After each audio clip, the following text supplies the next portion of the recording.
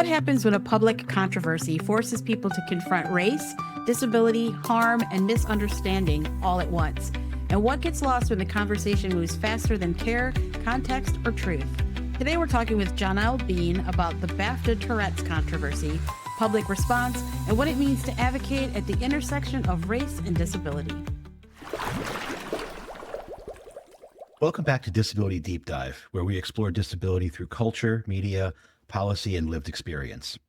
Earlier this year, at the BAFTA Film Awards, John Davidson, whose life story inspired the film I Swear, and who has Tourette syndrome, involuntarily shouted the N-word while Michael B. Jordan and Delroy Lindo were on stage presenting.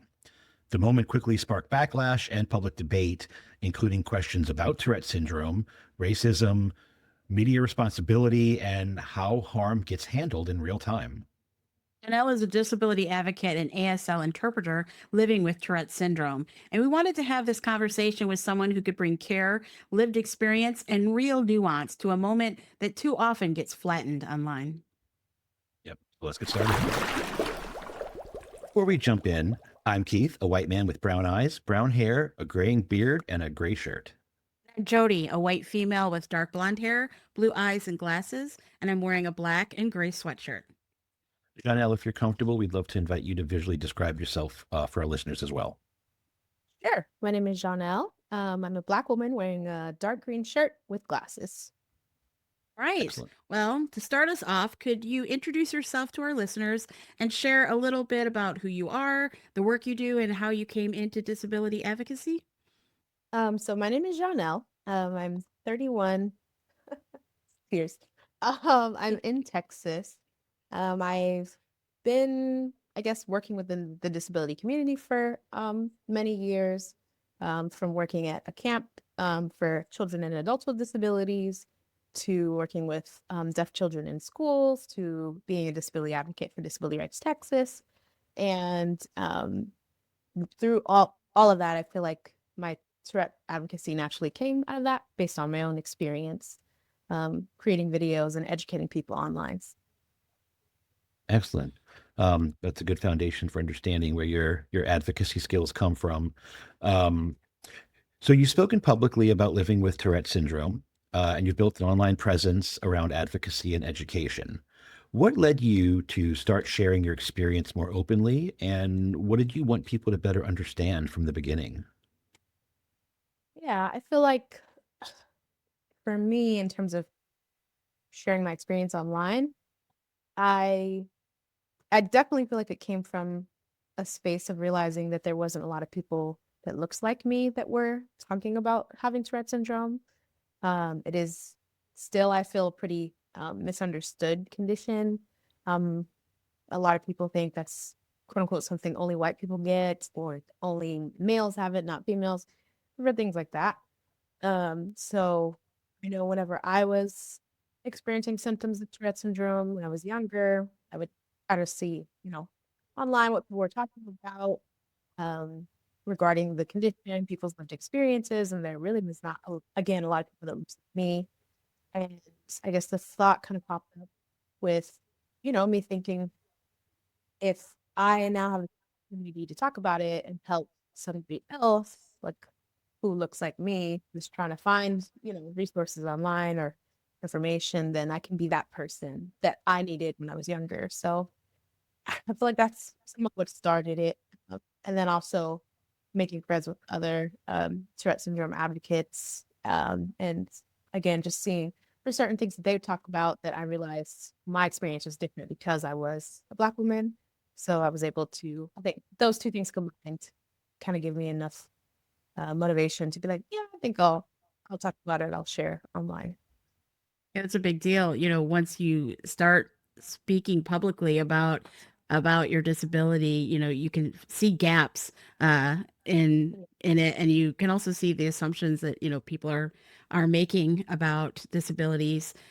So when you talk to people online or in your everyday life, what are some of the most common misconceptions that you see when people talk about Tourette syndrome? Yeah, I mean, where do I start? I feel like I'll talk about some of the misconceptions And then I also want to, I guess, describe a bit more what Tourette syndrome really is and what that can look like. Please. So some common misconceptions that I get or hear are that, number one, it's actually voluntary and it's more of a behavioral thing that you just need self-control.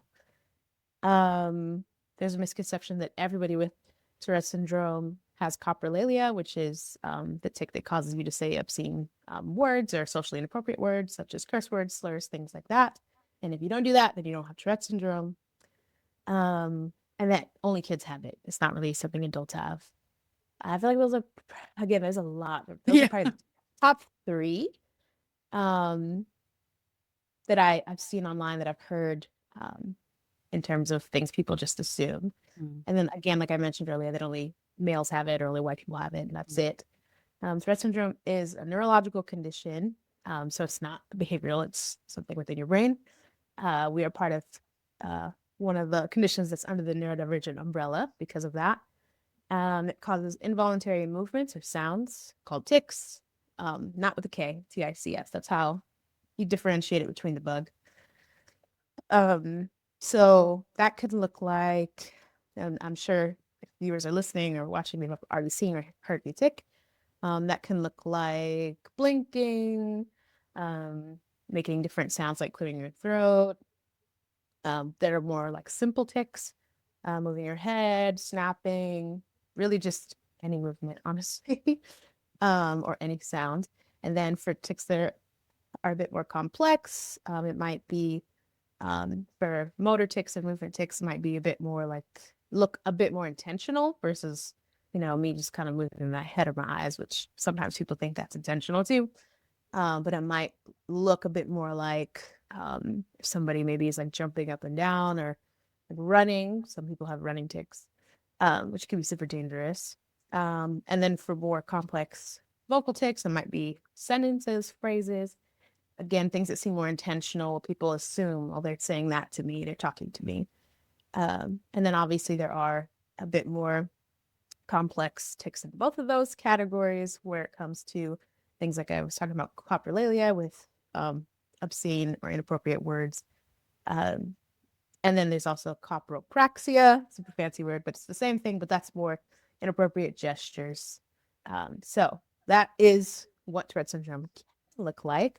Obviously, with that, because it is a neurological condition, there is a bit of a spectrum. So there are some people that have obviously more severe cases, which typically gets a lot of social media attention. Yeah. But the majority of people have more mild to moderate, I guess, conditions where there are times that I've met people and they haven't noticed that I've had Tourette's, or they didn't know that I had Tourette's until maybe later on once I mention it. And they're like, wait, what do you mean? And then once they start thinking about it, they're like, oh, that doesn't make sense.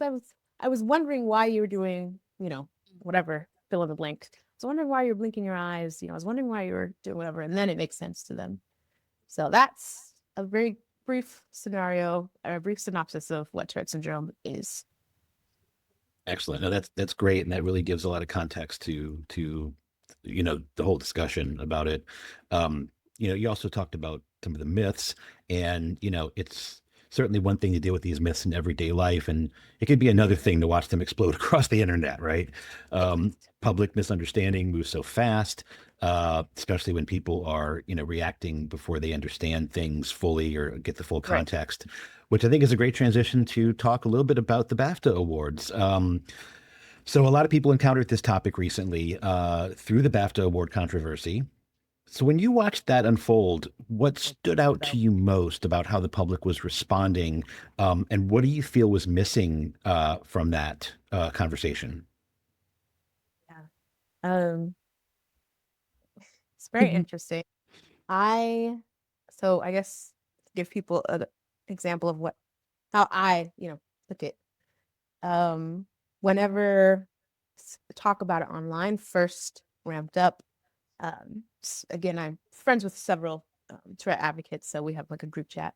There are some people that shared in our thread and said, hey, have y'all seen this? People are talking about it online. Seems like it's getting popular. And at the time, I hadn't heard about it yet because I just wasn't. I think it was like that night that it happened.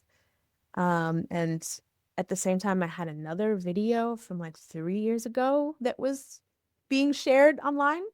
And it was something somewhat similar where somebody made a TikTok making a joke about when it was a Black person making a joke saying when the kid with Tourette says the N-word and you finally get your chance, and then he dramatically like punches the camera. And I responded to that. So that video, people were saying, okay, this is kind of similar, and they were referencing it to the BAFTAs.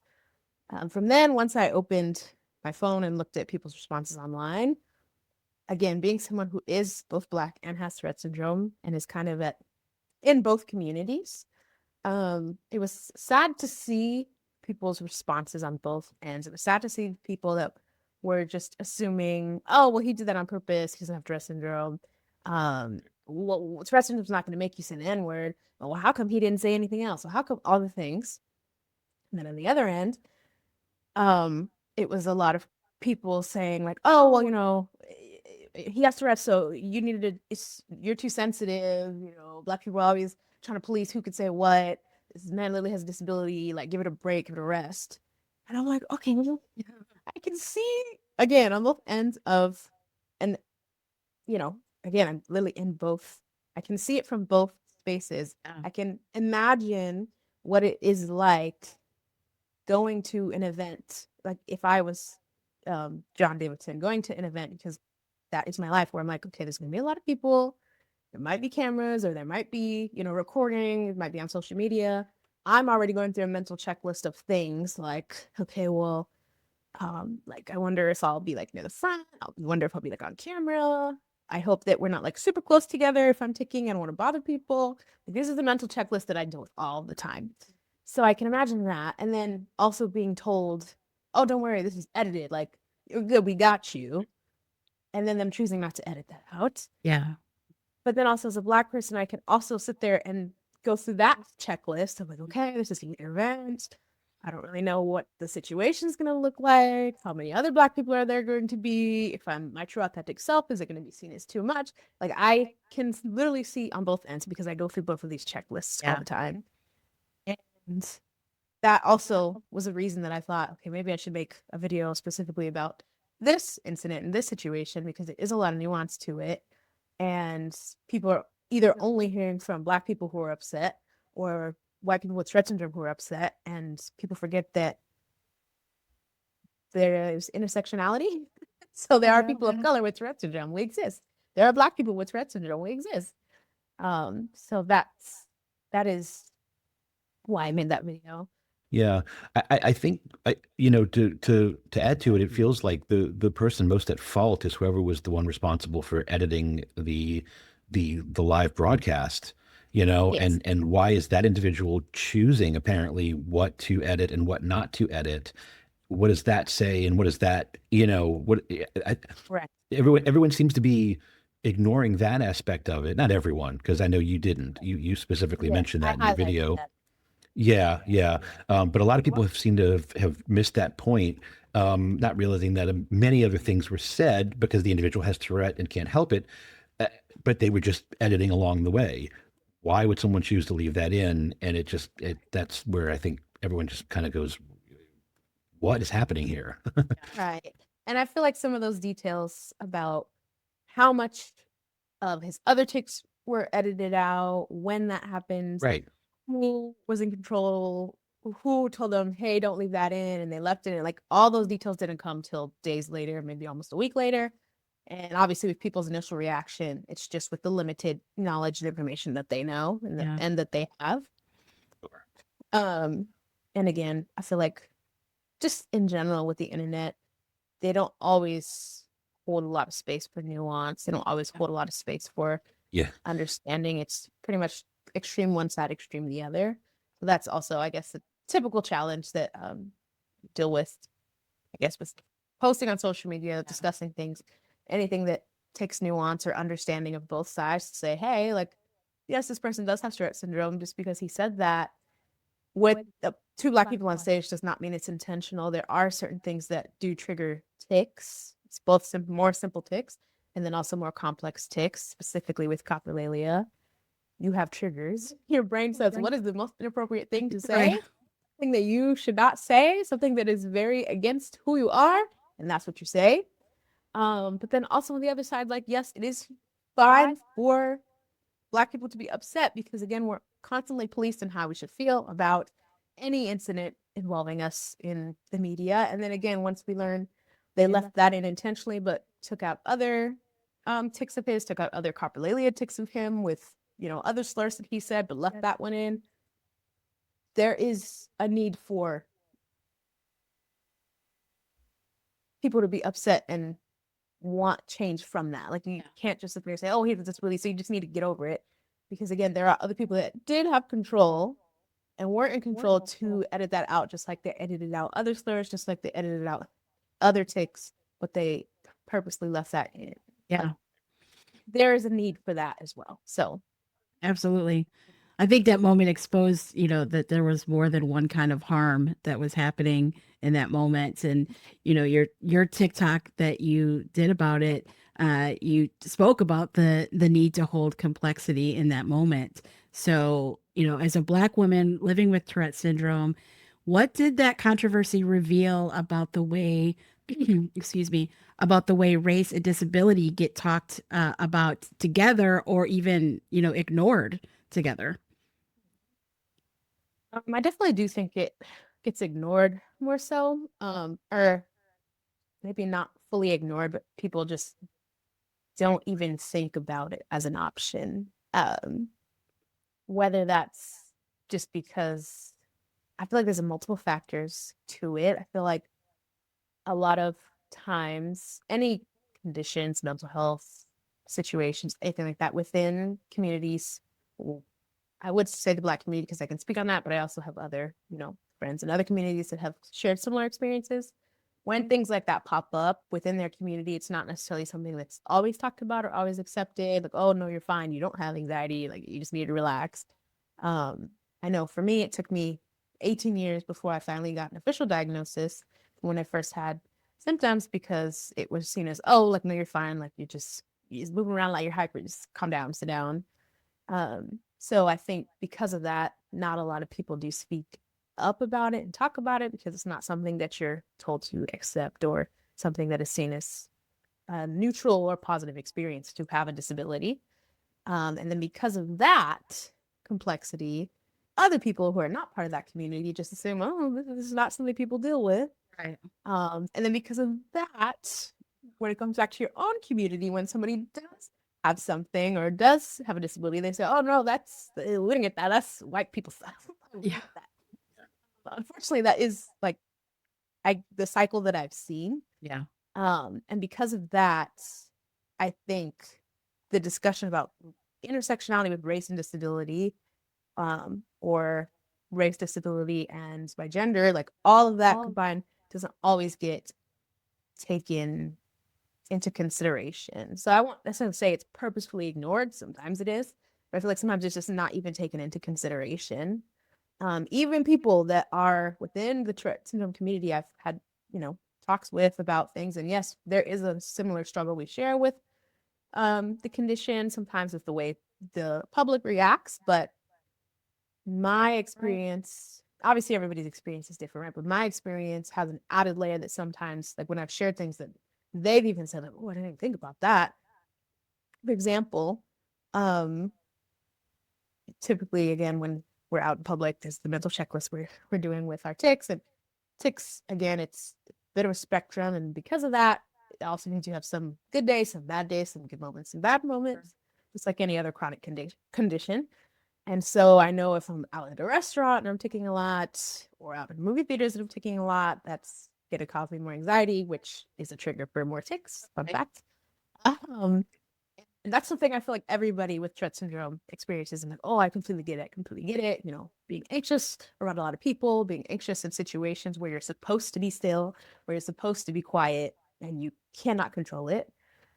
But then I also talk about the added layer of, okay, that fear and that anxiety you have, I also experience on a greater level when I'm around law enforcement. Because will they 100% understand me if I say, oh no, I'm so sorry, I didn't mean to do that, like that's involuntary, or are they not going to even pay attention? There's already people that think that when I have tics with my eyes where I'm blinking them or moving my head to the side, that I'm rolling my eyes and that I have an attitude, would they assume that exact same thing of my friend with Tourette syndrome that's white? Yeah.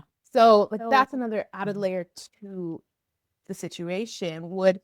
If I do run into law enforcement and I am ticking and they're looking at me, figuring out what I'm doing, are they going to just take my word for it that, oh, this is an involuntary condition? Or are they going to automatically have a certain stereotype and assume it's something else? Like, oh, she must be on drugs. She's tweaking out. You know what I mean? Like, Yeah. these are other things that people, even though we could both be women, we could both have Tourette syndrome, we could both be around similar ages or live in a similar demographic area, but there's that added layer that I experienced because of that, or because of my race, from people outside the community, people within the community. Because again, that's white people stuff. What do you mean? So it definitely is something that a lot of people, I feel like, either ignore or don't even take into consideration. Yeah, yeah. And as you already mentioned, like nuance is not the internet's forte, and sometimes in real life, it's not people's forte. It's sort of, it's got to be black or white, hot or cold, you know. But you know, a lot of what you're talking about points to the bigger question about, you know, what responsibility looks like. And so for viewers and listeners who want to respond with a little more care, a little more understanding, what does thoughtful support actually look like to you, especially when the conversation involves Tourette syndrome, racism, and the real harm that public moments can cause?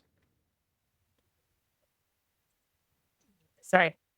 Yeah, I definitely think it is important to listen to people's lived experiences.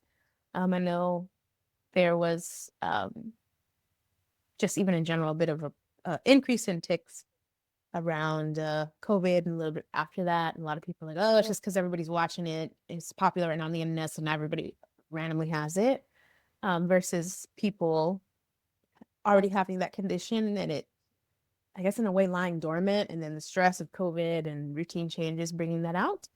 But again, people weren't listened to. So I feel like that is a good example of something everybody was, you know, experiencing COVID at the same time. Everybody's stressed. Everybody's other chronic conditions were getting worse. But then now the people's Tourette syndrome is getting worse, or now they have this. It's like, oh, well, that's just because the internet.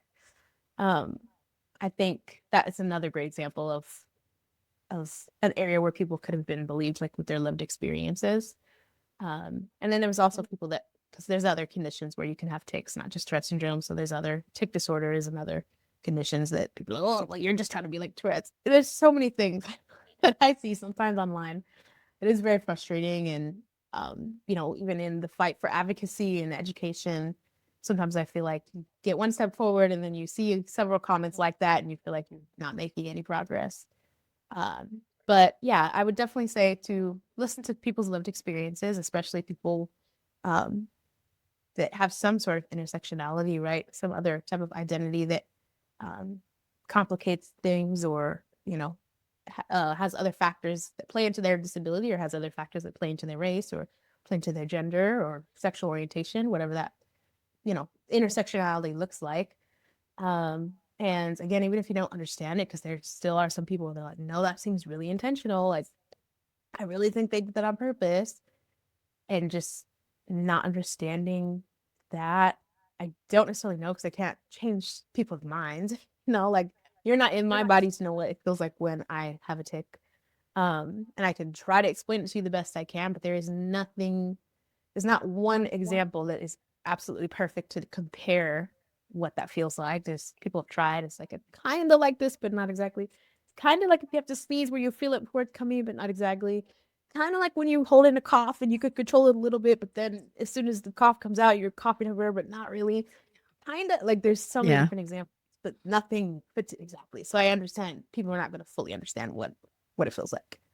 But yeah, I think, again, the best thing to do is listen to people's lived experiences with empathy, and, you know, an open mind to believe them. I feel like that's kind of the biggest thing. Typically, unfortunately, a lot of times people don't always, well, not everybody, but some people don't always care to understand situations or believe situations until it affects them or someone close to them. So again, the best thing I think is just to listen to people's lived experiences with empathy and compassion and understanding and an open mind. Well, I'm really grateful for how grounded and generous you've been in this conversation. It feels like a meaningful place to kind of shift to our second segment that we do. We talk about media and disability spaces. It's called the Deep Cut. So we always ask our guests if there's a book, a TV show, a film, or even a song that maybe resonate with you lately, or that you'd like to share with our listeners. Yes, I've been thinking about this. Does the book or movie or TV show have to be related to disability, or is this just in general? Just in general, something that general, resonates with you that you'd like to share with other people. I'm a reader. Mm-hmm. Reading recently. I'm trying to think. One I read last year that was really good. I guess this does incorporate disability. Is a book. I'm gonna actually look up the person's name because I don't want to just say the title and not say the author. Let me see. Okay, the book is called Get a Life, Chloe Brown by Talia Hibbert, and it's a 3-part series. It's like a romance fiction. A lot of times the series is not like part 1, part 2, part 3. A lot of times it's maybe their siblings or friends. And so this book is this person's story. The second book is that person's story. The third book is the last person's story. Nice, So okay. they're sisters. That's So this cool. is about the 3 different sisters. But this first book is about Chloe Brown, who's trying to get her life together. And she has a couple different chronic illnesses, and it talks about the nuance. It includes the nuance of that with, sometimes she's like, I just have to have things in meal prepped. So if it's like a harder day, that I can just go in the kitchen, sit on my stool that I keep there and warm it up and be able to eat. Mm. Also navigating that with life, trying to get a job, navigating that with dating, finding love. So I did appreciate that book. So it's called Get a Life, Chloe Brown by Talia Hibbert. And I believe Talia Hibbert is from the UK. So there might be some words in there that you're like, wait, what? I do remember being like, wait, what is that? Nice. But yeah, I do like that. Fantastic. I'll have to look it Yeah. up and check it out. Yeah, excellent for sure. Well, Jhónelle, thank you so much for being with us today and bringing so much honesty and care to this conversation. So, of Yeah. course, thank you all for having me. We really appreciate you. People are listening, have any questions or anything like that, feel free to DM me. Fantastic. We'll have all of her social media in the description. Cool. Awesome. Okay. Thank you guys so much. Thank you. Keep diving with us. This week's Deep Cut is just ahead. For today's Deep Cut, we're talking about What's Eating Gilbert Grape, the 1993 film based on the novel by Peter Hedges. Before we get into it, though, we want to give you a content note. This movie includes outdated language, disability stereotypes, body shaming, misogynistic comments, and ableist terms. Some of the language and attitudes reflect the early 1990s, and a lot has changed since then in how we talk about disability, family care, body size, and dignity. We want to be clear. We're not looking at this movie as if it gets everything right. It does not. There are parts that are tender and memorable, and there are parts that are truly uncomfortable to watch now. The story follows Gilbert Grape, a young man living in a small town in Iowa with his family. His father has died by suicide. His mother, Bonnie, is grieving and rarely leaves the house. His sisters are trying to manage their own lives, and his younger brother, Arnie, is a person with an intellectual disability who needs support. Gilbert is loving at times, resentful at times, and clearly overwhelmed. Today, we're going to talk about what still works in this film, what feels outdated, and where the movie asks for sympathy without always giving every character the dignity they deserve. So, one of the first things that stands out is how stuck Gilbert feels. He's only in his 20s, but he's already, he's carrying so much responsibility. So, when you watched him, did you feel sympathy for him, or frustration, or a little of both? Felt a little bit of both. I had sympathy for him because he is young, and he's carrying the responsibilities that no one at that age should have to carry alone. You could feel how trapped he and his sisters kind of feel in that town, in their own home, and the roles that they're expected to play in the family. But I found myself very frustrated with him, Yeah. especially about the way that he talks about his mother, the way he's kind of flippant about, what she's, actually going through. Um, his resentment of her kind of makes sense in the emotional, but that doesn't mean he should be cruel.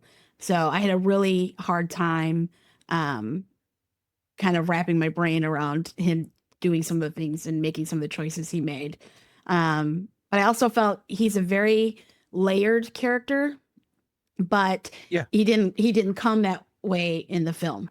It is based on a book. I have not read the book, so I don't know Yeah, how well neither the do I. author portrayed that character. But in the film, he felt very flat. Like we would just get to the edge of something, and they would, change the scene. So he didn't come across as a hero or a victim to me. He is just kind of this Yeah. this character that's kind of just moving the plot along a little bit. Yeah. Yeah, I know. I agree. They could have. I would have liked to have seen a little more effort put into examining some of his actions on both sides of things and finding out, what's motivating him and why, and I don't know, just a little bit deeper. And they didn't really do that. I agree. Some of the characters would say stuff like, "You remind me of your dad here or there." Why? What exactly is Right. reminding you of the Good father? point. Especially knowing that the father, then commits suicide. Is he on the road to that? Is he making those same decisions and choices? Are the same things kind of happening to him? So that bothered me. But it makes him, a complicated character because he clearly loves his brother, but he also seems kind of angry and frustrated at everyone around him. When he talks about his mother and those cruel comments about her body, it's hard to listen to. Do you think the movie wants us to question Gilbert's cruelty, or does it kind of let him off a little too easy? I think kind of similar to to what you were just saying, it's really hard to sort of say one way or the other because again, they don't really, if they examined things like bad things he did and he talked about it and was just like, I just, that I'm overwhelmed or this affected me the wrong way and I reacted poorly. I should have thought about it differently or should have said something differently but they never really show that level of sort of growth, I guess. I mean, if you look at the character in the beginning and at the end, there's been growth, but the process of getting there throughout is kind of muddy and Yeah. it's hard to pinpoint how he grew. Yeah. I don't know. Yeah. It's yeah, the film shows the pain, but it doesn't really challenge, the harm that he's causing people. His comments are cruel, about his mom's body. And sometimes you're not sure if the film is saying that it's understandable because he's overwhelmed, or is it just inexcusable because you should never talk about someone that way, mother or a stranger, whoever, doesn't matter. So it's hard to decide whether the movie wants to see him as, flawed or are we just supposed to feel sorry for him? Yeah. Yeah. He's a hard character to kind of get behind and root for in the film. Yeah. Yeah. Yeah. I totally agree. Well, so Bonnie, Gilbert's mother, is one of the hardest, parts of the movie to talk about because the film, it gives her real grief, but it also turns her body into, a spectacle. How did that land for you when, you're watching it now? Well, the movie, when you hear someone talk about or bring the movie up, they usually talk about Arnie's character, played by Right. Leonardo DiCaprio. That's usually the gist of it. She kind of is this also thing that's happening. But it was a hard watch for me for her. Maybe now, years later from when it first came out. Clearly, she's grieving. She's lost her husband. I don't think the family ever fully recovered from that loss. I don't, therapy probably was not even in in their minds of something that they need to do to work through that. Yeah. And she isolated herself not only in her home. I feel like she, isolated herself in her body. And she's going through a real pain, but she's never framed in that context. She's framed as through the lens of other people's opinion of her, their disgust of her, their embarrassment of her, their curiosity of her. And we Yeah. never see the flip side, really. There's again starts of moments, but it never quite gets there. And her body is kind of this own thing. It's something that Gilbert resents. It's something that town stares at, and it kind of feels like the director wanted you to just be shocked seeing her. Yeah. And I didn't feel that way. I saw a woman who was distressed and grieving. Right. So there are moments where she is upset, in anger. There's moments where she gets really determined, and they're so fleeting and not really really dived into and focused on that. It's again, she's just superficial character there that's just kind of one more thing that Gilbert has to deal with, as opposed to a living Yeah. breathing person that deserves more.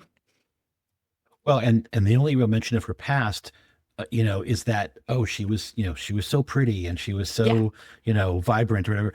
But they don't really talk about like, oh, she was very active in the town, or she had lots of friends, or it's all about her looks. Yeah. It's all like, oh, she used to be pretty, and now, well, oh my gosh, Yeah. she's now, there's something different, and Yeah. it's all focused on that, and I really hated that, because I'm sure the idea is that obviously the suicide of her husband put her in a bad place. She gained weight. Okay, that happens to people, but the idea that she just went from pretty to an overweight individual who's now like won't leave the house. Yeah. I don't know. Tell me more. There's got to be some more depth in there than that, and they didn't offer that. Yeah, and how her grieving affected her family. We see them having to take care of Arnie, them having to do the things in the home, like bringing the kitchen table into where she's at. Yeah. But everything is so surface that it really bothered me. I think they could have really delved a lot deeper into that. So there's a scene where she goes into town to get Arnie, and she, in my opinion, she's doing something that's very brave and loving. It takes a lot of courage. It takes a lot of physicality for her to get out of the house and go downtown, where she hasn't been for years. But the reaction we get, we spend so little time talking about how brave that is and how loving and what it takes for her to do that. And it's more about, look at everyone stare, look at everyone gather. And then you see on the ride back home, you see how it affected her. You can see the depression and the shame and the guilt come across her. And then we just move on to another scene. Like, it's just, that's it. That's all you get is that minute in the car of her reaction. And then we're past it. And, again, I keep harping on this point. There's so much there. There's so much material there that they could have worked with and really done justice to that character, and they didn't. Yeah, I agree. I mean, her walk into town, like you said, it's an act of care and courage, and that all they really focus on is that the townspeople are watching and whispering and laughing, and oh my God, she's out of the house. Look at that, and it's just, I don't know, everything. It just feels shallow. It feels. Again, I didn't read the book. You didn't read the book. Maybe they treated this a lot better in the book. I sure hope they did. But in the movie, it's just watered down. Too much, and it shows how shame can be created by the community around the person, not just by the person's own feelings. But I wish they kind of developed it and really dove into it a little bit more. Yeah. That's an important point of view that they completely just missed the opportunity on. I agree. Well, let's shift focus to Arnie, Gilbert's brother. Arnie is such a memorable character, and Leonardo DiCaprio's performance certainly got a lot of attention. But the movie never clearly names Arnie's disability, and sometimes it treats him more like a source of chaos or emotion for the other characters. What do you think viewers should keep in mind? I agree that he just kind of, was a plot device rather than a character. You know, he is a person and has his own lived experience, but was kind of just a symbol for the stress that Gilbert had, the struggle that the family was going through. The dad committed suicide, and they have this disabled brother that they have to take care of. Oh, how horrible, you know. Um, and I think Leonardo, for the time period, did the best he could. I've read that he, went places and he talked to people and talked to people about their lived experiences, talked to family, talked to disabled individuals, to kind of wrap his brain around this character. But again, the writing and the directing in the movie did not give him uh, the depth of character. Yeah. It was Yeah. more the depth of him came from the reaction of other characters to him and to situations. Um, they don't tell us what his disability is, flat out. And I think it matters because um, leaving something like that vague can make the person seem less like a full person and more of a collection of maybe behaviors Yeah. that are just again a plot device to create tension and sympathy and moments. So I think people should kind of watch it with care. And even though his performance was good, the framing of it and the disability that Arnie had is definitely very dated. And you just got to kind of keep that in mind when watching it. Yeah. Yeah. I mean, I appreciate that he did the research and he tried to do a performance that was accurate but respectful. I'll be honest, I don't remember what I felt when I first saw it years and years ago.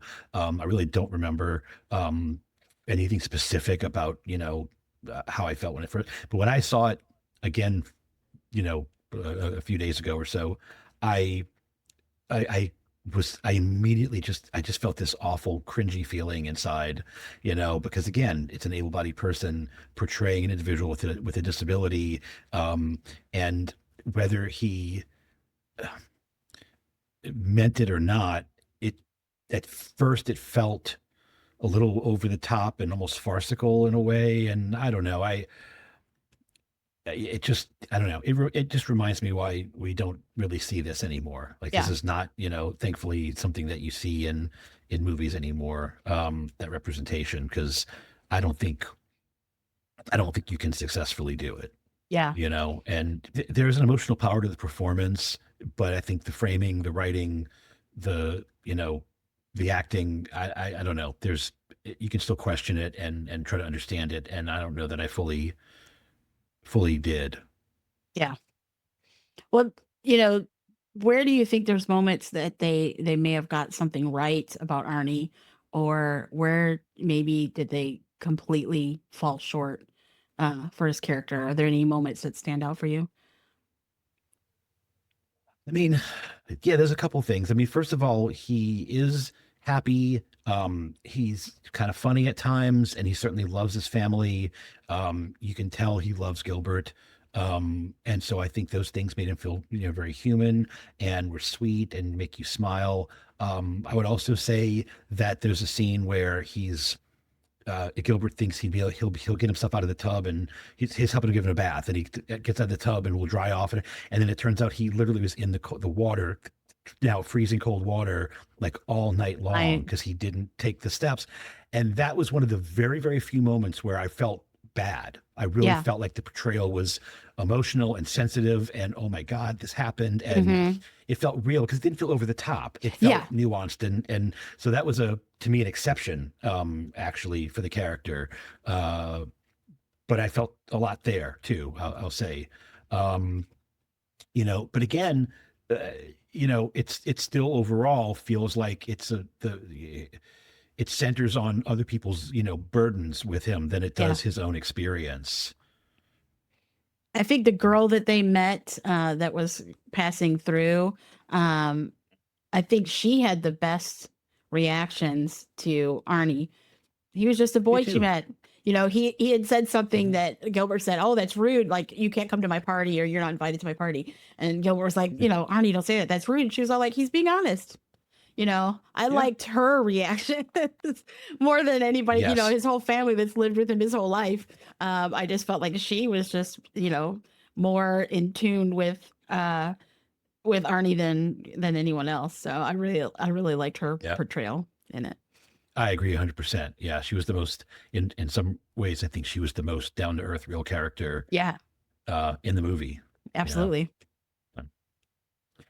Um, well, there's a moment where Gilbert is asked what he wants, and he can barely answer. So, it tells us a lot about him.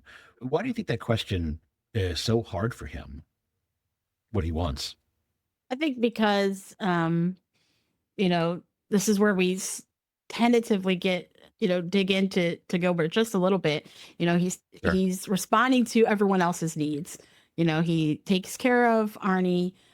His mother needs to be taken care of. He's, holding the house together. He's bringing home an income.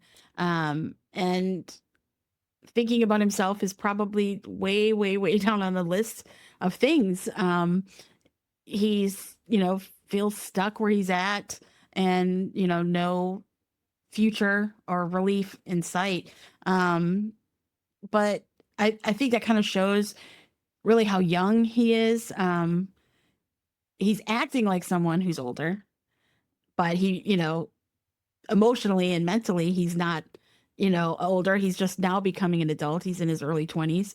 Right. But he hasn't, even grown into his own life. So I think he struggles to kind of, and I think a lot of caregivers do this too.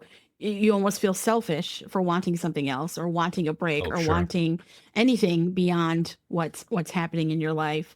But again, this is where I feel like they totally failed that character.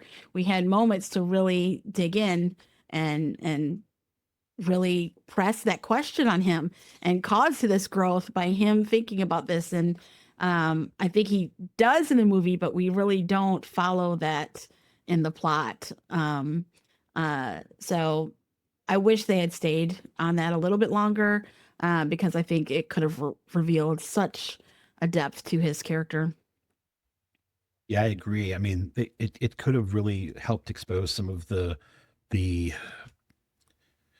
I guess the challenges with, you mentioned caregiving, but also, poverty and small town Yeah. expectations and things like that, that maybe have narrowed his sense of possibility. He doesn't really know what options he has because maybe this is all he knows. I mean, likely, it's what Yeah. he knows, and he hasn't really experienced a whole lot else. And I think that meeting the travelers, the young lady and her grandmother who come from somewhere else. We don't know where. We can't necessarily say that they come from a big city or wealth, or we have no idea, but they certainly seem a little more worldly, subtle, but they probably are a little more worldly wise, if you will, than Gilbert and his family, which I think is both probably attractive to him and scary to him. But again, they don't really go into it. Yeah. These are just my assumptions, kind of. This is just how Yeah. I sort of felt like that's probably what's happening, but they never really address it. I mean, you can see he's got like a mixed attitude about, like, sometimes he's happy to be with him, sometimes he's kind of scared and runs away. Okay, but why? Yeah. Yeah. Tell us more, Yeah. And he Yeah. has the relationship with an older woman in the movie, if you want to call it a relationship. One line Sure, that sure. one Yeah. line that kind of stuck with me is she said, "I chose you because you would never leave." That was a Yes. moment. Like that was so Yes. good. And it was just kind of Yes. there. And then we moved on. And then gone. Yep. Yeah. Yep. Commercial Yep. break, moving on to the next thing. Yeah. So it Yeah. was very frustrating. Just, I have these Yeah. moments come and then gone. No, for sure. Yep. So there's a moment when Gilbert becomes physically violent with Arnie, and that Oh scene yeah, is yeah. painful. We've seen Gilbert protect him and care for him and watch over him. What do you think the movie is trying to show in that moment? Yeah, I mean, I guess Gilbert's reaching a breaking point. He's had too much at that point. It doesn't excuse the violence. Absolutely. It should never lead to that. Um, but it's one thing we do know what Gilbert is. He's overwhelmed and feels like he's the sort of the sole provider in so many ways. And I think is he the only one in the family with a job? I think so. I I think the older think. sister does the cleaning and cooking. The younger one goes Yeah, to school and he brings home income. yeah. So But he's the only one again, working. He's the we only don't one. know Yeah, that for sure because they didn't exactly, really delve exactly. into these other characters. Right. Yeah, no, exactly, exactly. So yeah, again, it's all these things piling up, and okay, yeah, you can reach a breaking point. Understandable, absolutely understandable. But yeah, to strike out at Arnie, yeah, Arnie's hurt. I mean, he's a person hurt in that moment, and that needs to be clear, called out. It's important to show that. Um, and it's I guess it's showing what happens when one person is given too much responsibility without support. But again, I feel like it's another action in the movie, another consequence in the movie that's not, again, really addressed as it could be. Yeah. Yeah. It just shows the immaturity of Gilbert. Um, Yeah, not knowing, how to handle his feelings, not knowing how to um even ask for help for himself. Uh, taking on those burdens. But yeah, it kind of they address it a little bit, but there's no big moment where it's discussed about how that happened, why it happened, why it shouldn't happen. It's just kind of like, yeah, I did that and I'm sorry. Yeah, again, I yeah. don't even think he said he was sorry. It was just kind of like, I did that. And I don't really remember. Yeah, and I would think again, it should be memorable. yeah, yeah, So the fact they yeah. don't remember, yeah, probably didn't. Yeah, Sad. gosh. Well, okay, so near the end, Bonnie, the mother, climbs the stairs to a bedroom that she hasn't used in years, and then she passes away. So, after so much of the movie treating her body as something that people stare at, Gilbert decides that instead of just trying to remove her from the house, uh, she's on the second floor. It would mean, like, I don't know, a crane or like it was going to be a spectacle, And again, another public gathering where they're talking and whispering and joking. Um, but he makes a decision that they're not going to have that. So what do you think about that choice? I think this it was one of the most emotionally uh, complicated parts of the film. Hmm. Um, it's devastating that it takes her death for Gilbert to finally protect her dignity. Um, Yeah. and, you know, because, he was so flippant about it earlier in the film. But on the other hand, it also tells us he finally understands maybe how cruel he's been and how cruel the world has been to her. Um, so for the most part, she was treated like something people had the right to comment on. Kind of like, you got yourself into this situation. What do you expect? Um, and when he decides that he's not going to let that become a spectacle, the one sister says, she calls it out, the younger one, that it's, for her, it's, embarrassment for herself. I don't know that it was embarrassment for her mother that she was saying it, but it kind of dawned, I think, on Gilbert that she's right. This is going to be a big thing. So, Yeah. it was, to me, it was Gilbert as an act of love to her, an act of maybe the guilt he has felt for what he's done in protecting her. Um, that this is the last moment he has to protect her and give her dignity, and he chose to do it. So, it's uncomfortable, but the burning of the house, I think, was a little extreme. And I think Sure. the doing that makes it feel more like a release, which I don't necessarily agree with that choice. But I think in the end, there was, like we were talking about, that arc of the character. I think he got from A to Z. It was kind of in the middle, but Z, at that point, there's a problem I have with the ending, which we'll talk about. But I think at that point, he had the character arc. But again, everyone at the end of the movie, it seems like everyone just moved on to this different life. The sisters go their own way. Gilbert and Arnie end up going with Becky and her grandmother. And it kind of felt to me like, now that one burden's gone, we can go live the great life that we want. Yeah. I don't know that that's what they were meaning it to be. But that's how it felt to me. Like, one thing that was holding us back and holding us down is gone. And now we can go live the lives that we want to live, which is sad to me. Yeah. Yeah. I agree. It's like, we watched this family stuck the whole movie, and then I don't know, the ending. So with burning down the house and the ending and all, I think a good word is that it all felt very convenient. Like, I feel like the decision to burn the house was probably, it felt, again, I haven't read the book. I mean, I'm sure it's probably in the book, but it felt like the Hollywood extremism or whatever. Yeah. And is it really the best thing you could have done? Is there really like no other way that you could have maybe helped remove her from the house with dignity and compassion? I don't know. I don't know. That just made me sort of wonder what's going on here. And then, like you said, like everyone now suddenly is like, okay, yay, we're going to move on.